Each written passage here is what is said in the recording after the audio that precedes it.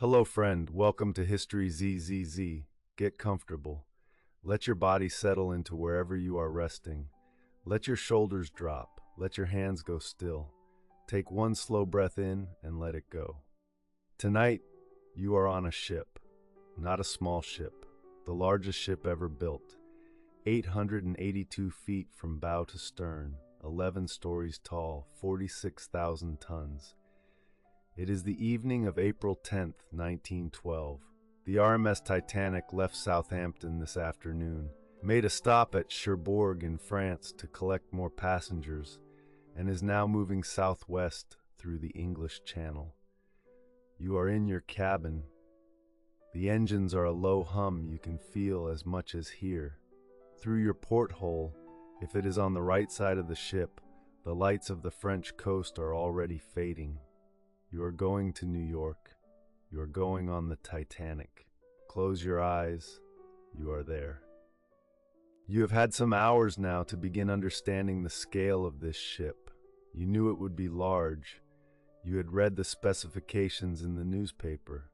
882 feet, 46,000 tons. The largest moving object ever built by human hands. But knowing numbers and experiencing the ship are different things. Walking from your cabin to the dining saloon this evening, you passed through corridors that felt like hotel hallways. You took an elevator.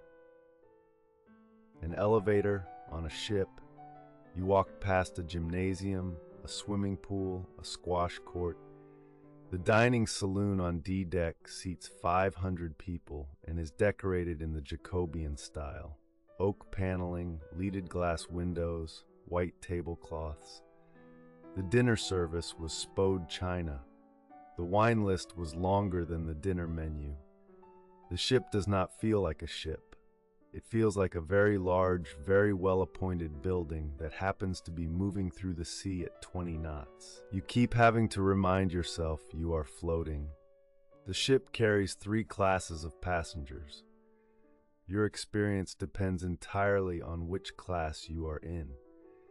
If you are in first class, and let us imagine you are for this evening, you are in the most luxurious accommodation available on any ocean liner. Your suite has a private sitting room. Your bathroom has a bathtub with hot and cold running water. Your bed linen is from Belfast. If you were in second class, you would still be well accommodated. The second-class cabins on the Titanic were comparable to first class on other ships of the era. You would have had a dining room with real silverware and genuine tablecloths. If you were in third class, steerage, you would be in a cabin in the lower decks, shared with strangers, the food plain and served cafeteria style. But even third class on the Titanic was an improvement over what emigrants had experienced on previous crossings. Enclosed cabins instead of open dormitories, actual beds. Across all 3 classes tonight, more than 2,000 people are settling in for their first night at sea on the grandest ship ever built. Most of them are sleeping already. The English Channel tonight is calm. This is not always the case. The channel can be brutal in bad weather, short, steep waves that make even large ships uncomfortable. But tonight it is smooth, the surface broken only by the ship's own wake. From the promenade deck, if you step outside briefly before bed, you can feel the sea air, cold for April, carrying the smell of the channel, salt and something clean and vast. The wake behind the ship is luminescent. The disturbance of bioluminescent organisms in the water, glowing faintly blue-white in the dark. The Titanic's passage through the channel is leaving a trail of cold light. Somewhere behind you, the lights of France are gone. Somewhere ahead, in 4 days, New York. For now, there is only the dark water and the luminescent wake and the steady throb of the engines, and the stars beginning to come out above the channel. You go back inside. The cold is real. The cabin is warm. Tonight, you have met some of the people you will spend the next 4 days with. At dinner, you were seated near a couple from Pennsylvania. He is in the steel business, and she is returning from a European tour that has taken them through France and Italy and Switzerland. They are cheerful, well-traveled, easy to talk to. In the smoking room after dinner, you encountered a group of men discussing the ship itself, its speed, its construction, the question of whether it might make a record crossing. One man, who said he was in textiles, was holding forth about the Titanic's sister ship, the Olympic. He had crossed on the Olympic and found this one, he said, smoother. Elsewhere on the ship, a novelist, several industrialists, a department store magnate, engineers returning from Europe, newly married couples on their honeymoon, immigrants going to start their lives over in a new country. 2,224 people in all. Tonight everyone is simply traveling. The ship is staffed by roughly 900 crew members. Most are invisible to the passengers, the engineers below, the stokers shoveling coal into the furnaces, the electricians managing the ship's extraordinary power systems. The visible crew, the stewards, the waiters, the deck officers, are mostly from Southampton. For many of them, this is their first time on the Titanic too. The ship is new, has made only one previous trip, and the crew has been assembled specifically for this maiden voyage. Captain Edward Smith is making his final crossing before retirement. He has been at sea for 40 years, captained the finest ships of the White Star Line, and has chosen to end his career with the greatest ship ever built. He is in his quarters this evening, having presided over a dinner for first-class passengers. He is 62 years old. He is thinking probably about retirement, about home. The ship is in good hands. The sea is calm. The crossing, by all expectations, will be unremarkable. Somewhere deep in the ship, the engines are running. The Titanic is powered by 2 reciprocating steam engines and 1 steam turbine, a combination that produces approximately 46,000 horsepower. The sound of the engines is omnipresent on the ship, a deep, constant vibration more felt than heard. By morning, you will have stopped noticing it. Tonight, it is still new enough to register as a sensation. Down in the boiler rooms, the stokers are at work in shifts. The Titanic burns approximately 620 tons of coal per day. The coal has to be shoveled into the furnaces continuously, the temperature and pressure monitored, the ash removed. The stokers work in extreme heat in the depths of the ship, in conditions that passengers above decks never see and rarely consider. They are making possible the smoothness of your crossing. The coal burns, the steam builds, the propellers turn. The ship moves through the dark channel at 20 knots, carrying everyone above and everyone below toward the open Atlantic. The grand staircase of the Titanic is the image everyone has seen, or rather its recreation in later years, since no photograph of the original survives. It descends through 7 decks, lit by a domed skylight of wrought iron and glass. The railings are carved oak. The newel post at the bottom of the main staircase holds a cherub-shaped lamp. At the first landing, there is a carved panel with a clock flanked by figures representing honor and glory crowning time. Tonight, the staircase is quiet. Dinner is over and the passengers have retired to the lounges or to their cabins. A steward passes with a tray. The electric lights cast warm light on the carved paneling. The grand staircase is one of the most beautiful things you have ever seen in your life, and it is on a ship. You pass through it on your way to your cabin. You stop at the landing and look up at the dome. For a moment you just stand there looking up. In a small room on the boat deck, two wireless operators are at work. The Marconi Wireless Room, the ship's communications center, is open around the clock. Jack Phillips and Harold Bride take shifts, sending and receiving the wireless telegraph messages that connect the ship to the world. Most of the traffic tonight is personal messages. Passengers sending greetings to people at home, businessmen sending messages about commercial matters, the social chatter of people who are excited to be on this ship. But some messages are weather and navigation reports. Other ships in the North Atlantic sending their positions, reporting conditions. Over the next 4 days, several ice warnings will come through this room. But tonight, mostly personal messages. The wireless is busy with the excitement of the departure. Phillips is patient with the high volume. It is only the first night. The wireless crackles in the small room.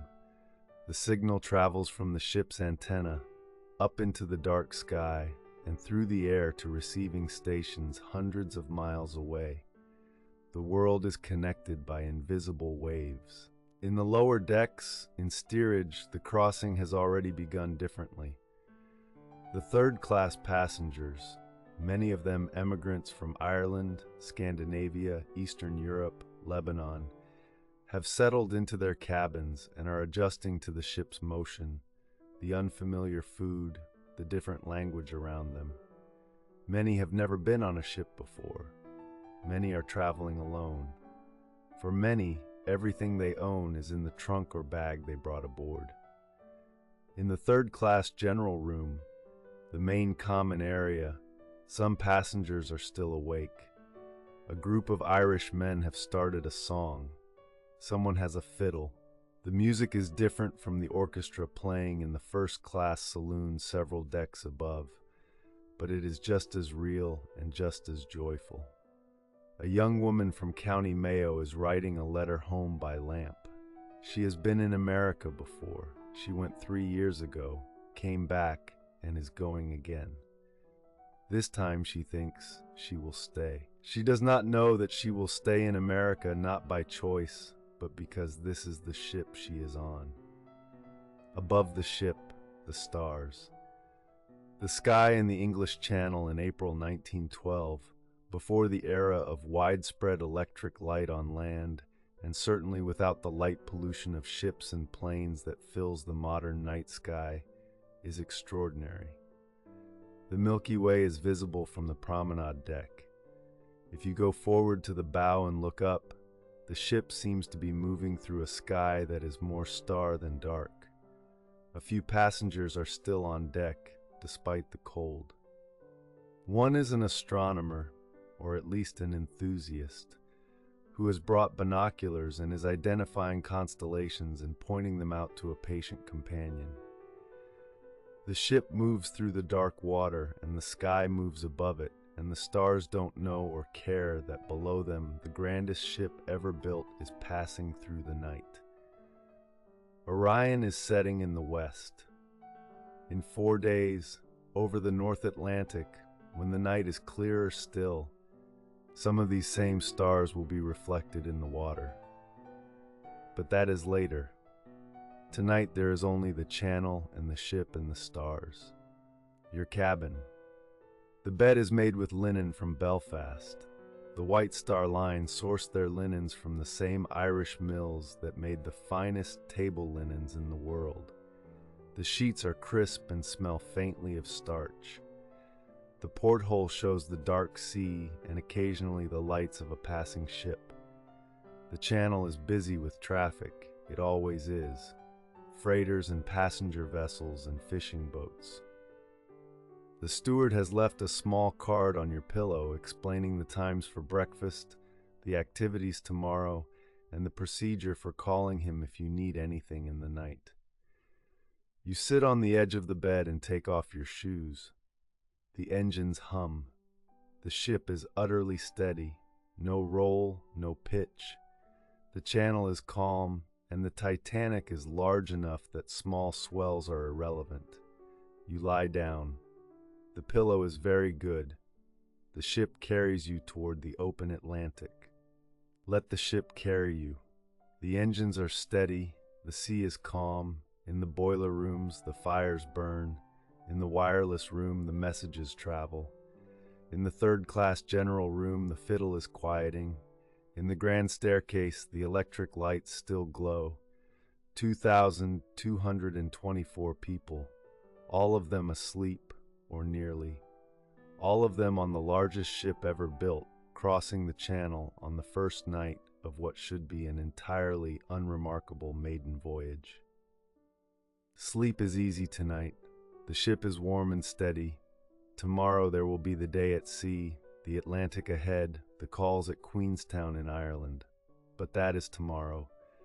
Tonight you are simply on a ship. Let the engines hum. Let the stars turn. Let the dark water of the channel slide past beneath you. Good night aboard the Titanic. Good night. Before you sleep, a word about the music. The Titanic carries an 8-piece orchestra. Actually, 2 separate ensembles, a 5-piece and a trio, who play in different locations at different times of day. Tonight, during dinner and for some time afterward in the reception room, they played selections from the popular music of the era. Waltzes, ragtime, music hall songs, the operatic favorites. The sound filled the dining saloon and drifted into the corridors. The musicians are employees of the White Star Line through an agency, technically contractors rather than crew. Most of them are experienced ocean liner musicians. They have crossed and recrossed the Atlantic on various ships. For now they are sleeping or relaxing in their cabins. In 4 days, on the last night, they will play on the deck until it is no longer possible to play. But tonight, the music is done for the evening. The instruments are in their cases. The notes have dissolved into the salt air. The channel is quiet except for the engines. Tomorrow the ship stops at Queenstown, Ireland. It is the Titanic's final port call before the open Atlantic. Passengers board by tender boat from the harbor. The Titanic is too large to dock at Queenstown. More third-class passengers, mostly Irish emigrants, will climb up the gangway from the tenders. Queenstown is the last sight of Europe that many passengers will ever see. A passenger named Frank Brown, a Jesuit priest and amateur photographer, will disembark at Queenstown. He has only a ticket to there. He has been photographing the ship since Southampton. He will carry off the only photographs taken aboard the Titanic during the voyage. His negatives will survive. His images will become some of the most studied photographs of the 20th century. He gets off at Queenstown. He lives to 90, but that is tomorrow. Tonight, Queenstown is still ahead. Tonight the ship moves, steady, through the dark. Think about what people brought on this ship. The wealthy passengers, trunks of clothing, jewelry, business papers, gifts from Europe. One passenger, Charlotte Cardeza, is traveling with 14 trunks, 4 bags, and a hat box. Her jewelry alone is insured for a sum equivalent to millions today. The second-class passengers, more modest luggage, but still the accumulation of a life, or the equipment for a new one. The steerage passengers, what they could carry. Many of them are leaving with everything they own. Some are carrying things of no monetary value at all. A book from a grandmother, a photograph, a piece of cloth from the country they are leaving. These are the things that matter, not the first-class luggage or the jewelry, the photograph, the book, the cloth. All of it is moving through the channel tonight on the largest ship ever built. All of it carries the weight of a life. The ship does not sleep. While the passengers rest, the watch continues. Officers on the bridge checking position and course. Lookouts in the crow's nest scanning the horizon. Engineers below monitoring the engines. Stewards available for any passenger who rings. Tonight, the watch is unremarkable.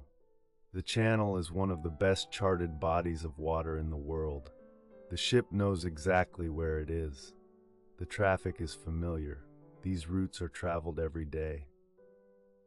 The lookouts in the crow's nest wrap their coats tighter. The April night is cold. The sea is calm and dark. They scan the horizon. Nothing to report. The ship moves on. The ship rocks you gently. There is no roll tonight. The channel is too calm, the ship too large. But the engines create a subtle vibration that travels through the hull, through the deck, through the bed. It is the feeling of movement, of going somewhere. The sound of the engines is the sound of the ship alive. You are safe. You are warm. The finest ship ever built is carrying you through the night. Let the engines hum. Let the stars turn. Good night. The Titanic moves through the dark. The engines hum. The stars turn. The sea is calm. Good night. Rest. Good night from the Titanic. Good night. Thank you for spending the first night at sea with the Titanic. History ZZ has many more worlds waiting for you. The mystery of Tunguska, ancient Varanasi, first light at Normandy. Wherever you would like to rest tonight, we have a world for you. Sleep well, wherever you are. History ZZZ.